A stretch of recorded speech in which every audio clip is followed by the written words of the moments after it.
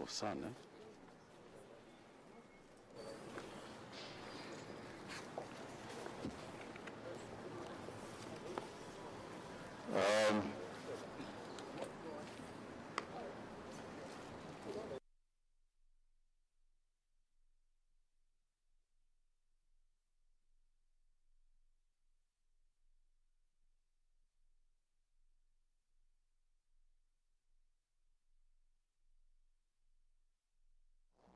What's the issue?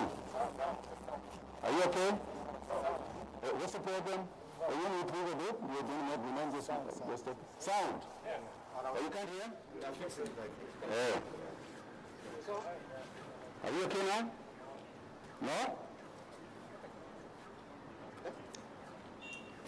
Sirito ile ya kawaida kama hii machine. Are you okay now? Huh? Uko sawa? Distorted. Leave the mic on. Give me my normal thing. Huh?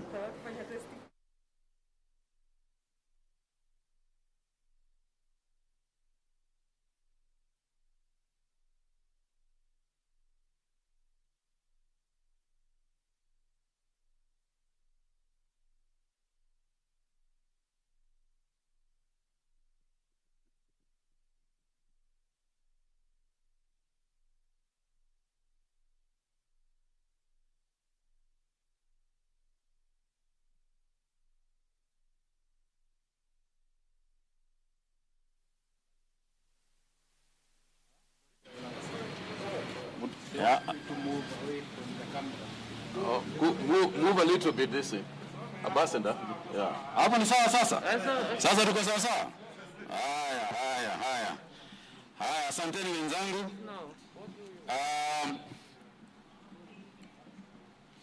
A fellow cabinet secretary, Your Excellency Ahmed Gunter, Ambassador of the Embassy of the Federal Republic of Germany, distinguished guests, ladies and gentlemen, good afternoon. The world is currently undergoing an unprecedented health, socio-cultural, and economic crisis occasioned by the current pandemic COVID-19 disease. Before this outbreak, we have seen the turmoil caused by Ebola virus disease in the Democratic Republic of Congo and the West African region at large over the last few years. These emerging and re-emerging infections remind us of the persistent threat they pose to our national, regional, and international public health settings.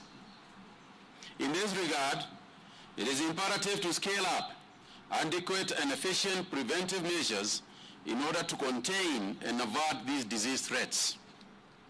As we do so, as we safeguard the health of our people in the East African region, we are proactively looking to enhance our capacity in mitigating these health challenges through strengthening of disease surveillance and response systems.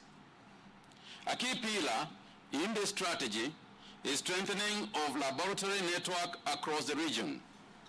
The Federal Republic of Germany, through the German Development Bank, has already supported the establishment of a regional network of public health reference laboratories for communicable diseases.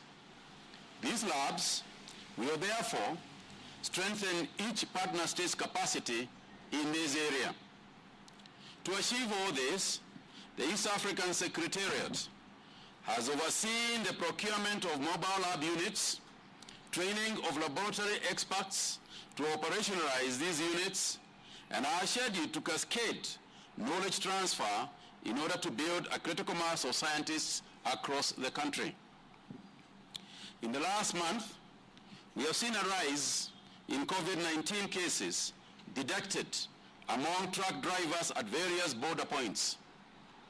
We recognize the truck drivers and their counterparts in the transport industry for their continued support to ensure that we have adequate supplies of food, of medicine across the East African countries. They have endured long journeys and waiting times at border points as each country tries to be vigilant in their containment measures against the COVID-19 disease.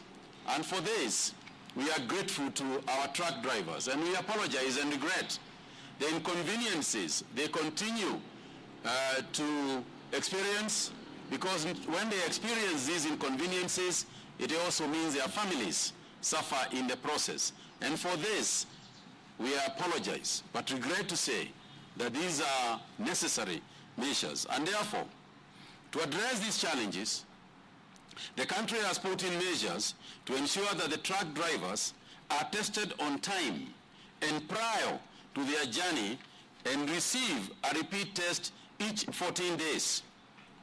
The mobile labs are equipped with modern PCR and ELISA machines that are able to diagnose most pathogens causing communicable diseases such as Ebola and COVID-19.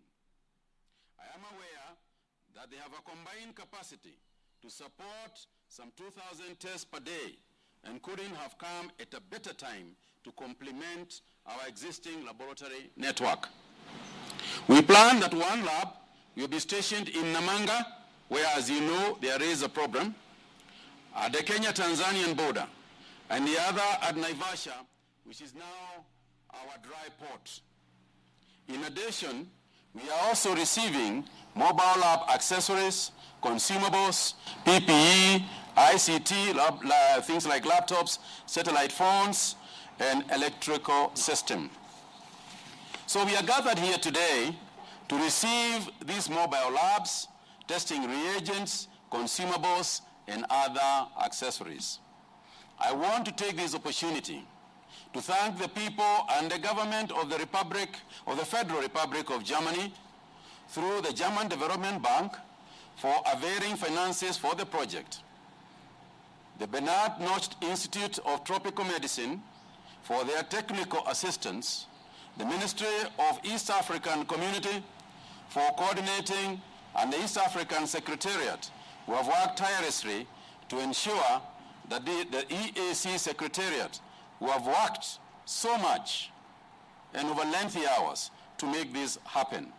I want to take this opportunity also to thank the German Embassy in Nairobi for their continued support, not only of this particular project, their support for the East African cooperation, their support for us in various sectors of our economy, and we hope and trust that this is something that will continue in years to come. So at this juncture, before I proceed on, I want to invite my colleague, CS Mohammed, to come and make a few remarks before we receive the laboratories from the German Embassy.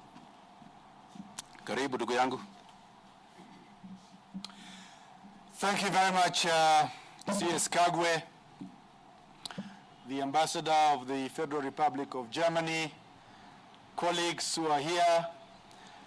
With us, I'm also happy to introduce the members of the East African Legislative Assembly, the Kenya chapter, represented here by Honorable Abdikadir, Honorable Wanjiku, Honorable Noor, and I think Honorable Fatma is also here.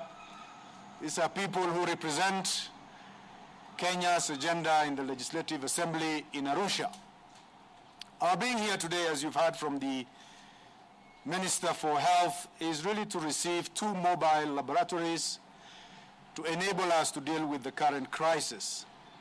Our ability to succeed in dealing with this pandemic is dependent on how all of us as East African Community member states work together. Given the nature of our porous borders, as the saying goes, we can only be as strong as the weakest link.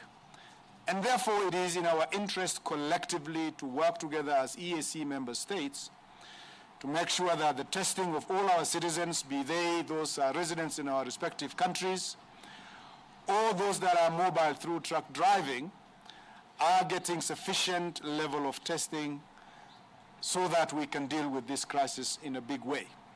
We'd like to thank the German government for the support of giving us, as East African Community member states, 9 mobile laboratories, and out of those, 2 of those mobile labs have actually come to Kenya, and it's what we will be receiving here today. I think we have all seen the challenges at border points, and this is as a result of our inability to do testing on site at the destination where these truck drivers are crossing the borders. And so the challenges that we have seen in Namanga borders, others like Malaba and others, hopefully would be dealt with, sufficiently through the deployment of these mobile laboratories. And I also want to thank other supporters, Trademark East Africa in particular, who have been instrumental in building the commerce infrastructure along our borders within East Africa. And we really want to say that all of us, whether we are drivers of trucks who would be benefiting from this through the tests, the health professionals who are administering this, and all colleagues who are at the front line. This morning I was told of a very close colleague that I know of who is at one of the border points, who have been serving us very well, has had, to be tested positive. And when you see people that get tested positive, it just tells you how many of our own people are sacrificing themselves to be in the front line to support and build our country and safeguard the interest of the larger community in our country. So without further ado, it is now, I guess, ask the German ambassador to make some remarks before we are going to very humbly receive the mobile labs that the German government has so kindly donated. Ambassador. I'm not sure you can hear me through the mask. Dear CS Health, CS EAC, both PSs present, members of the press, ladies and gentlemen, Germany stands with Kenya in this global fight against COVID-19. We will continue our cooperation with our Kenyan partners and friends in these difficult times. I applaud on behalf of the German government the quick and clear measures that the Kenyan government has taken to slow down the spread of our common enemy.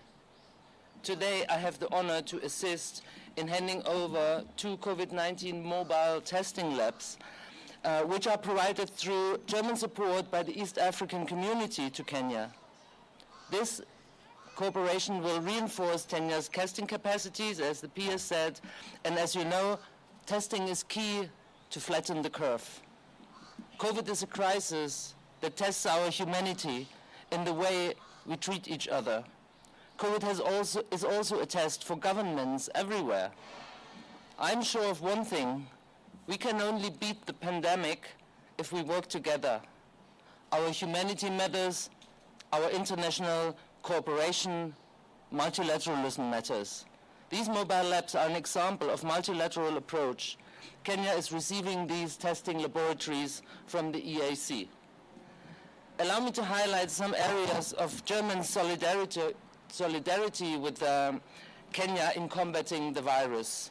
The East African Community and Germany have in recent years expanded their cooperation in the area of pandemic preparedness.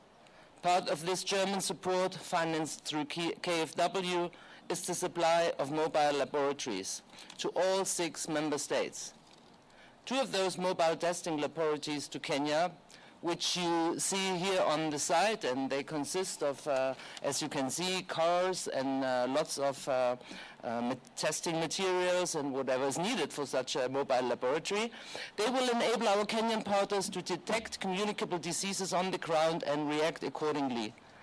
The timing of today's handover is pertinent with the corona pandemic, and it's spreading also in Kenya. The procurement of these mobile labs is complemented by a training program, as it was also mentioned, that is done through the renowned Bernhard Nocht Institute of Tropical Medicine in Hamburg. Laboratory staff from Kenya has gone through extensive training both in Germany and in Kenya. Germany also supports the training of all airport staff in Nairobi and Mombasa on how to operate airports under the impact of COVID-19. This training program, which is also done through the EAC, will start next week. Furthermore, I assisted earlier this week in the unveiling of another project to increase testing in Kenya. The new cooperation between the Ministry of Health and the International Livestock Research Institute, ILRI, through German support, ILRI will now offer an additional capacity of 800 tests per day in Kenya. I sincerely hope that Kenya will overcome COVID-19 crisis with as little lives lost, as little economic damage done, and as little people's lives severely affected by the crisis. Let me send my condolences to all Kenyans who have lost their dear ones due to the crisis so far. To conclude, I would also like to emphasize that the German government stands firmly on the side of the Kenyan people to overcome this crisis and will contribute to tackling the negative impacts in Kenya in the future, as well as we have done in the past. Thank you very much for your attention, and it's my pleasure to be part of the handing over of the 2 mobile test laboratories to the government of Kenya, represented through 2 CSs here present. Thank you very much. Thank you very much, Barozi. Asante sana. Before we do the physical handover, I once again want to thank my colleague, C.A. Zedan Mohammed, and the Ambassador Annette Gunter, for your kind words as we continue to fight this pandemic. As the coincidence would have it, on this day, when we get this fantastic gift, we also announce 2 things. Number 1 is that the number of cases today actually was the highest since the pandemic began, at 66 persons, with 64 of those being Kenyans, and 2 of them and 2 others being foreign nationals. We have also continued to see the rise across the counties, and therefore, arising from this situation, and in order to contain further spread of the virus, the National Emergency Response Committee on Coronavirus announces and directs as follows. A is an extension of the cessation of movement in and out of Eastleigh in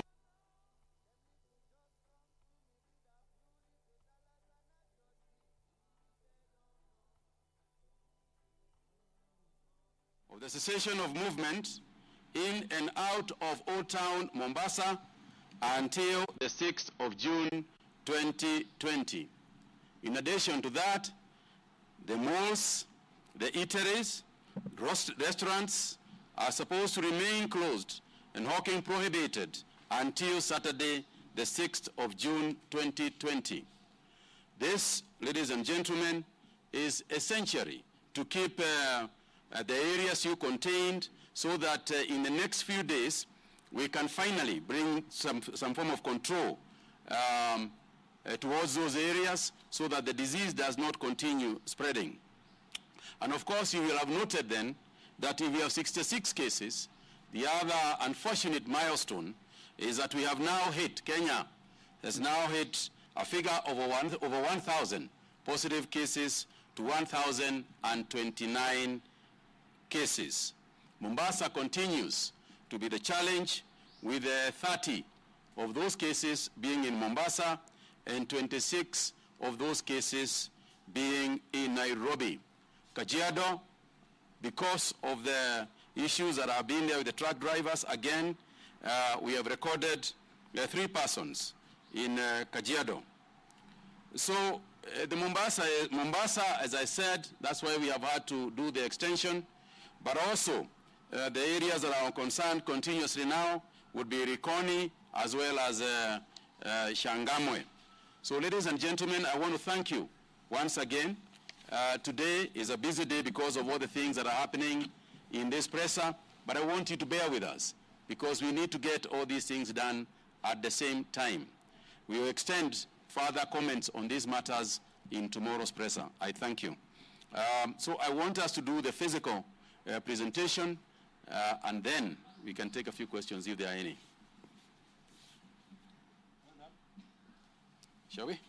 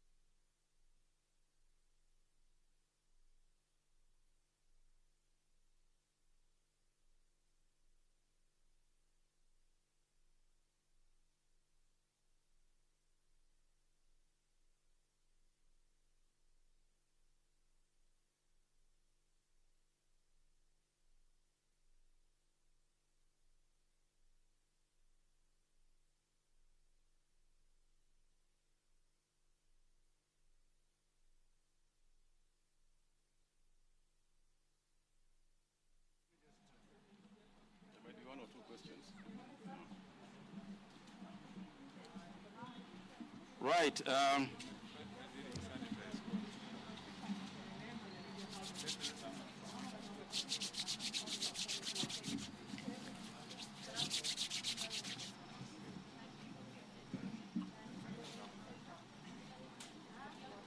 Shemtai, we can't hear you.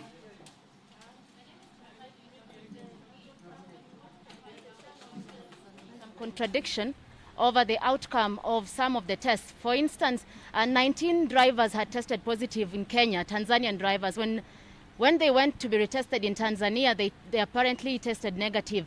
Is there an issue? Because even the Tanzanian government is actually accusing the Kenyan government of trying to hurt its economy, especially on tourism, by reporting these results. Just what is the position? Is there a standard testing procedure? What is the issue between Kenya and Tanzania?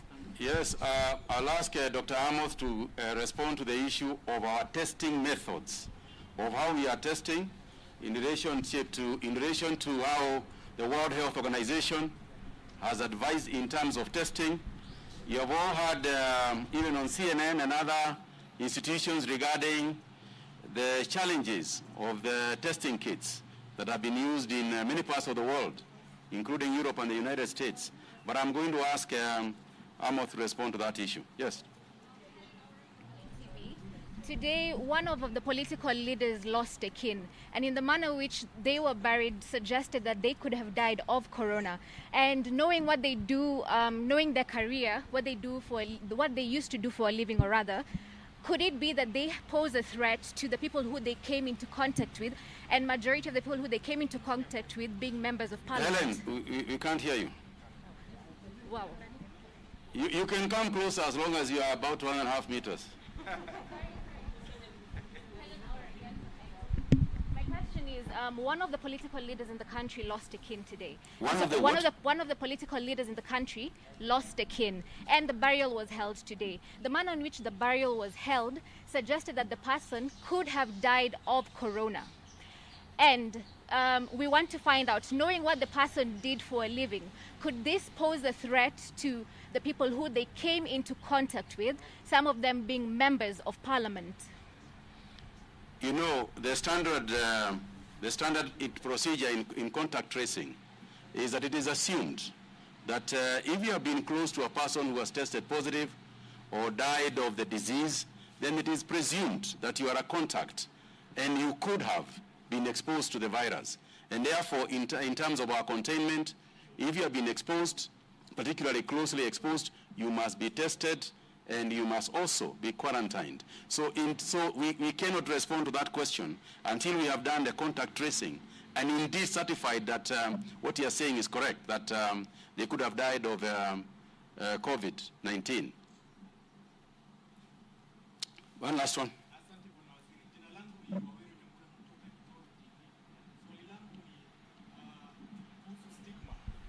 Zaidi ya vile ambavyo ugonjwa umeenea, stigma pia inaenea hivyo, na labda ni kwa sababu ya vile ambavyo watu wanazikwa haswa mashinani. Labda unaweza elezea watu kule mashinani sababu ya kuzikana vile ambavyo tunazikana. Alafu la mwisho, Bwana Waziri, tumesema njia moja ya kupigana na ugonjwa ni usafi, lakini hapa Nairobi haswa katika mitaa ya kule mashariki hakuna maji. Hapo vipi, Bwana Waziri?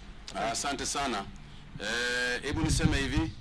Ya kwanza, hiyo mambo ya kuona mtu ambaye ako na virusi ama amepata virusi ama amewekwa quarantine, unamuona kama si mtu mzuri, yani stigmatization, hiyo ni kitu mbaya sana. Na ni hofu kwangu kusikia hivyo, kwa sababu mimi nimesema na nitarudia tena, hakuna mtu hapa na hakuna mtu Kenya hii yetu na ulimwengu wote kwa ujumla ambaye hawezi kupata hii virusi. Na hiyo tumeeleza, wewe mwenyewe unaweza pata, mimi naweza pata. Kwa hivyo hakuna haja ya kufanya hivyo unasema. Kwa hivyo mimi ningeomba wananchi wote kwa ujumla, tafadhalini, mtu ukijua mtu amepata virusi, mtu wako quarantine ama mambo kama, kazi yetu ni kuwaombea. Na tunasema neema ya Mungu, iwe nasi na iwe na yeye, kwa sababu hakuna kitu wewe umefanya ya maana sana ambayo umezuia wewe upate, ama yule mtu ako na makosa makubwa sana ndio sababu alipata virusi. Kwa hivyo tafadhalini jameni, sisi ni Wakristo, ni Waislamu, tunaomba Mungu zote. Kwa hivyo ikiwa mtu unaona mtu akifanya hivyo, wewe mweleze wewe mwenyewe, mweleze hata wewe unaweza pata hii virusi. Ya pili, jibu ingine ya Waweru vile unauliza ni kusema ya kwamba wale ambao wamepata hii virusi, ambao wameambukizwa na hii virusi, sio kusema ati wote ni wagonjwa. Ni vile tu wako positive, lakini sio kusema ati ni mgonjwa. Hata tunashukuru Mungu kwa sababu katika Kenya wale wote ambao wako positive, wale ambao wako na hii virusi, hatuna mtu hata mmoja ambayo kusema kweli ni mgonjwa kabisa. Yaani hatuna mtu ambaye yuko na ventilator, hatuna mtu ambaye tunapatia oxygen. Ni vile tu ni lazima akae mbali kidogo ndio azibukize wengine. Lakini hiyo ndiyo hali ile iko katika nchi yetu ya Kenya. Na I'm going to ask Dr. Amoth to respond to that question from Chemtai regarding the testing differences between, not just between us and our neighbors, but across the world.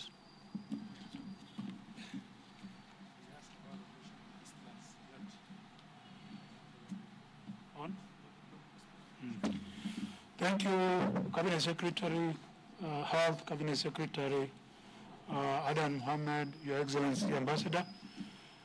Our testing method is based on the WHO approved gold standard, which is called real-time PCR, or real-time polymerase chain reaction, which basically involves collecting a specimen from the junction of your nose and throat, and also from your throat. Based on this, we are able to extract the actual viral particle, which we then grow in the laboratory, and based on that, we plot curves to see whether you have the virus or not. This is what is now currently approved by the World Health Organization. And this is what we have deployed in our 20 labs that are testing both in the public and private health facilities, including these two resources that we are receiving today. They'll also use a real-time polymerase chain reaction. However, we have also received kits, rapid kits from vendors. And as a ministry, we have subjected these kits to validation.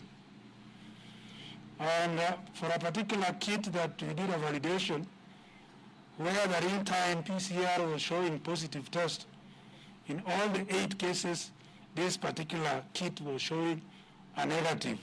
And I explained to you a few weeks ago that the rapid kits are based on antibodies, which are specific proteins that the body produces in response to an infection, like COVID-19.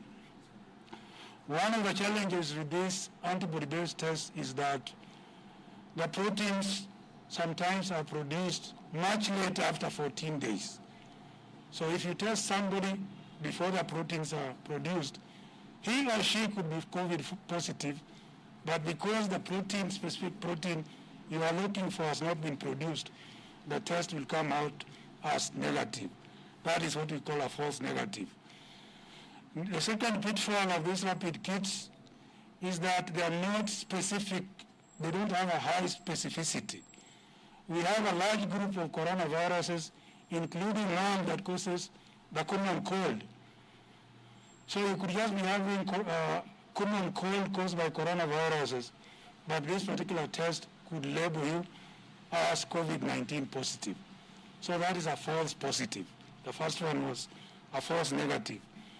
Number 3 is that not everybody produces sufficient quantities of antibodies that can be measured in the sample from blood or from plasma. This applies to those who are immunosuppressed, those who have serious illnesses, those who have malnutrition, or those who have infections like HIV or TB. They may not produce significant quantities of antibodies, and therefore, again, that you will be tested, it will tell you you don't have the COVID-19, but it's because that particular antibody has not been released. So these are the pitfalls of the rapid test, and therefore, if somebody is using them, comparing to the gold standard, then you'll have that variance. But allow me also to add on the issue of the variants, where we have developed standards and guidelines. We have done capacity building for all the teams in the 47 counties, and we have also shared these guidelines with our counties. And our guidelines take cognizance of our cultural practices, so the barriers, as much as possible, must also take care of our cultural practices. And we will continue to support the counties to be able to undertake this activity. Thank you. Just one final one regarding the issue of the water in the estates, Wawero. You know, because it is, ironically, the reason why there is a shortage of water, and Madam Cecily Kariuki has explained this, is because of the floods. And what is happening is in a lot of areas, a couple of things are happening. One is that the pipes themselves have been swept out, have been swept away in certain areas. 2 is that the intakes themselves have also been swept away. 3 is that there is clogging of pipes because of mud that has been that is within the pipes as a result of the flooding that is currently going on. But I do know that no effort is being spared in ensuring that the situation comes back to normal. I thank you all very much. Asanteni.